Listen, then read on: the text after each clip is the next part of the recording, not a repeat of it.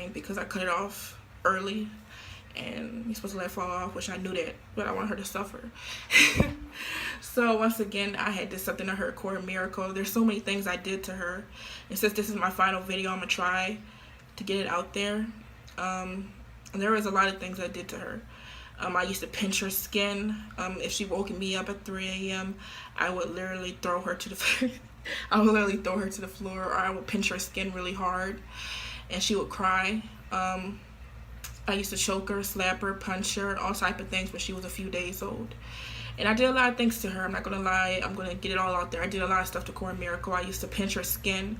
I remember one time she woke me up at 3 a.m. and I was really pissed off, so I grabbed her by her arm and I jerked her out of her little crib. I grabbed her arm, I jerked that hoe out her crib, and damn near broke her arm off. And I pinched her skin so hard. I said, bitch, you don't wake me up at no fucking 3 a.m. My family was there, unfortunately, and she screamed so fucking loud. And they ran into my room and they said, what happened to her? And I was like, you know she wakes up every day at 3 a.m. She always wakes up at 3 a.m., like 24/7. Every day she wakes up at 3 a.m. So I was like, she just wakes up at 3 a.m. She always cries at 3 a.m. They was like, well, this is a different cry. She normally not crying that loud. And I'm like, oh, she must be hungry. Anything for them not to investigate, because I don't want them to see the pinches on her skin. So basically I told them I'm going to feed her. I'm going to go warm a bottle and feed her. You guys can go back to sleep, because she was crying really, really loud.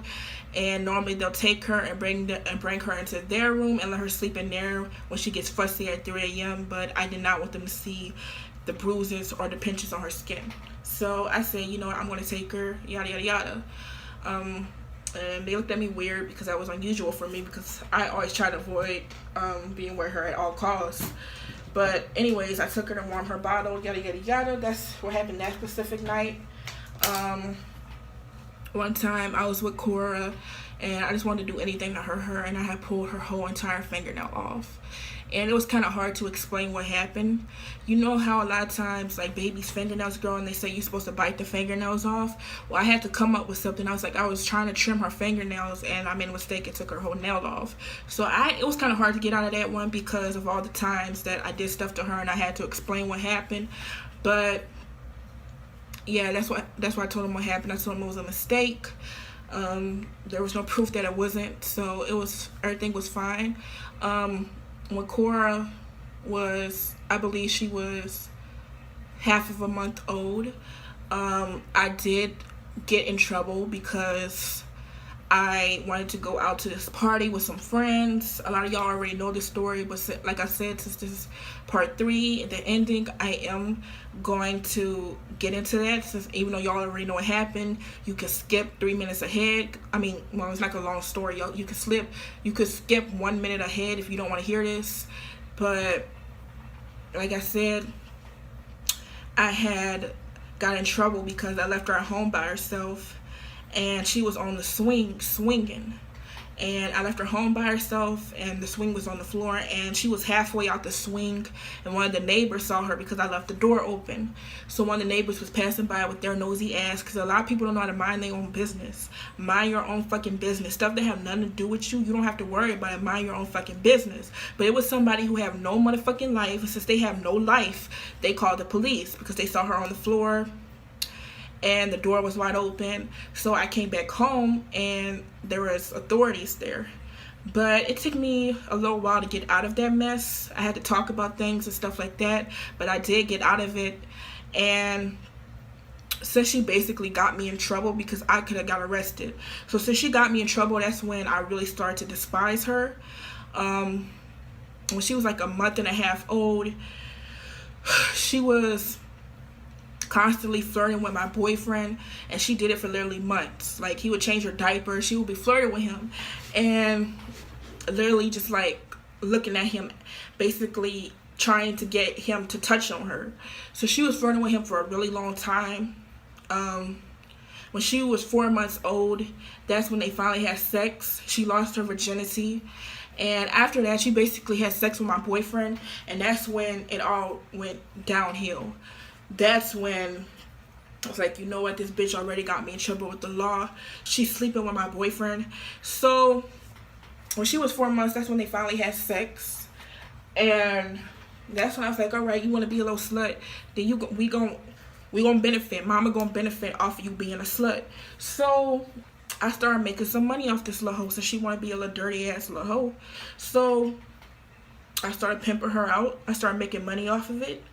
I want to make sure I don't miss nothing in this story, because I don't want to talk about this no more after this. So I started pimping her out. I started making that change. I started making that little money off that little hoe. So I was getting paid big bucks. Men were paying like $300 a piece. Some of these men were paying $300 a piece, close to $500 a piece, just to get some pussy from that hoe. Cora was a really pretty young lady. I'll give her that. She was a really pretty young lady. She was thick. She had hips. She had a big booty.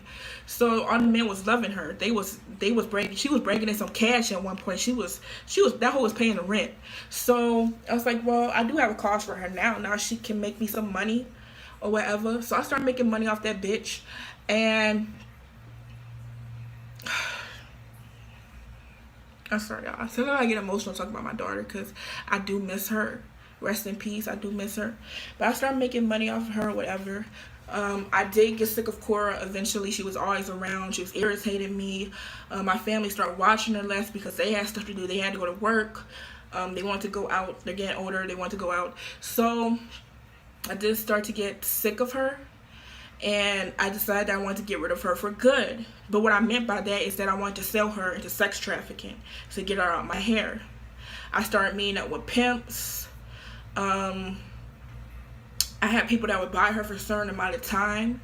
And I was working with other pimps. And I was trying to sell her into sex trafficking completely.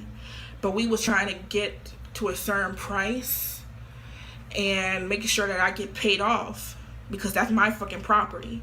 So I want to make sure that I got paid off at least enough money for you to keep her for good. But we were still talking about pricing or whatever. And Cora passed away not long before her birthday. So she was going to be sold, like probably on her birthday, she was going to be sold. But unfortunately, she didn't make it that far. And let me tell y'all what happened. And this is where I'm getting through. So I was going to sell her into sex trafficking. I was making a good amount of money off of her. I had people that was working with me that was helping me find clients, because he didn't want the police to get onto what we was doing. And you know, you could easily meet somebody that's pretending to be a client, and then there's people out there who don't know how to mind their own business. So they're going to try and call the police or whatever. So that's why I was working with actual pimps who actually already had regular clients that they knew wasn't going to snitch. So I actually did need a business partner, and I had one. But I feel like Cora, she probably could have been worth a lot. I could have actually had so much if it wasn't for what happened. But she just had to catch the attitude. She had to get smart with her mouth. I did used to beat Cora a lot. I used to punch her, kick her, all type of shit, put her on the floor, step on her legs on purpose when nobody else was home. And eventually my punishments did start to get a lot harsher. I'll admit that. My punishments got a lot harsher than they used to be. So I used to run really hot bath water, which I actually posted a video of some of these actions. Some people haven't. It doesn't matter. It does not matter. It was in the past. I did post a video of me slapping her once. I deleted it. A few people got it. It doesn't matter. It's irrelevant. It's over with. I also posted a video of her in the bathtub. I used to run really, really hot bath water, and I would let her sit there for a little while. I used to pour bleach on her, but not that much, because like I said, you ain't trying to get arrested. You know, you ain't trying to have all these marks on your child's body. But I was at one point, I was going to kill her intentionally, because I didn't kill her intentionally, but I was going to kill her intentionally, but I didn't know that I could make a lot of money off of her. So eventually, since I wasn't going to kill her, my punishments got a little rough. I would put her in hot scalding water, throw Clorox on her. I'll pinch her really harder than I used to, because I used to just pinch like, this even hurts me, so I can only imagine. But my punishments got pretty bad to the point where I was putting her in hot scalding water and basically